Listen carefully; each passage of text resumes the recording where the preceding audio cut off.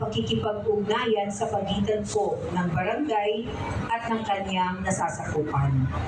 Ang tema po ng Barangay Assembly ngayong gabi nito ay Araw ng Pakikibahagi, Solusyon at Aksyon. Ating talakayin ngayong Barangay Assembly.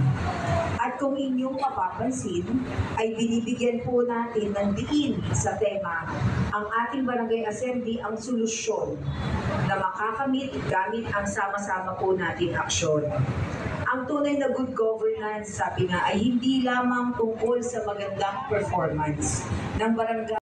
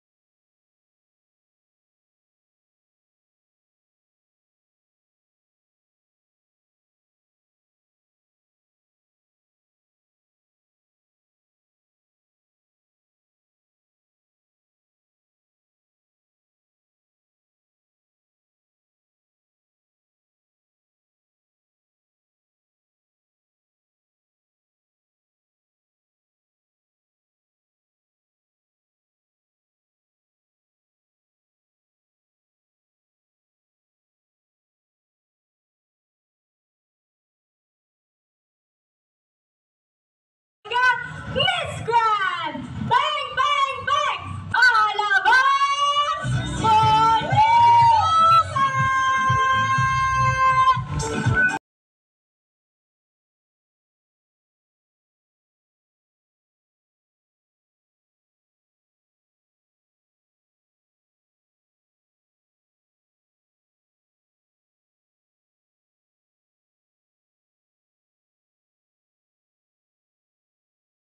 Susulong ng bagong Alabang at gano'n na rin po sa ating sangguniang kabataan. Siyempre, babatiin ko po ang ating masisipag na katuwang sa ating school principal from FAES. Andiyan po si Ms. Zaira A. Trinidad. Palakpakan po natin. Kasama rin po natin mula po sa SDO Muntinlupa, ang kagalang-galang mahusay at ating po ipinagmamalaki, Doc Paul de la Vega. At ang aking pong classmate sa Masters, ayan, isa rin pong profesor. Maraming salamat po sa inyong pong suporta. At syempre, kapiling po natin ang ating mga stakeholders. Victory Alabang, maraming salamat po sa inyong suporta. Patuloy ko po ipinagmamalaki, nakatuwang po natin at palagi nagmamalasakit ang Victory Alabang. Kung matatandaan po natin, sila po ang nagbigay sa atin ng ating pong fire truck. Palakpakan po natin mula po sa Victory Alabang. At syempre, yay! Ang ating BART! Nandiyan din po ang AGA, ACL, MATS.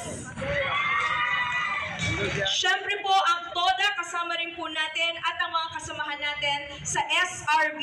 Ayan, palakpakan po natin sila. So sa inyo pong lahat, sa aking mga kapwa lingkod bayan mula sa ng isang maunlad na bagong Alabang. Sisimulan ko po ang pag-uulat at sa pagpapatuloy ng kwento ng pagmamahal sa bagong Alabang. Sa bawat taon ng paglilingkod, isang bagong pahina ang nasusulat. Magmamahal ng walang kapalit at naniniwala na sa bawat pagkilos ng kabutihan, wala man itong bayad, ngunit may sukli na mas magpapaunlad sa ating tahanan na bagong Alabang. Ang bagong Alabang ay hindi lamang isang lugar. Ito ay naging isang pamilya, isang komunidad na may iisang layunin, ang patuloy na magsulat ng mga pahinang puno ng pag-asa, pagunlad at pagmamahalan. Lalim ng RA 9262 o Violence Against Women and Their Children.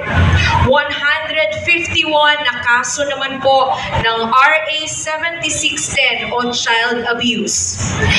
Hindi lamang batas ang umiiral, kung hindi ang diwa ng pagkakaunawaan at tunay na malasakit sa bawat isa.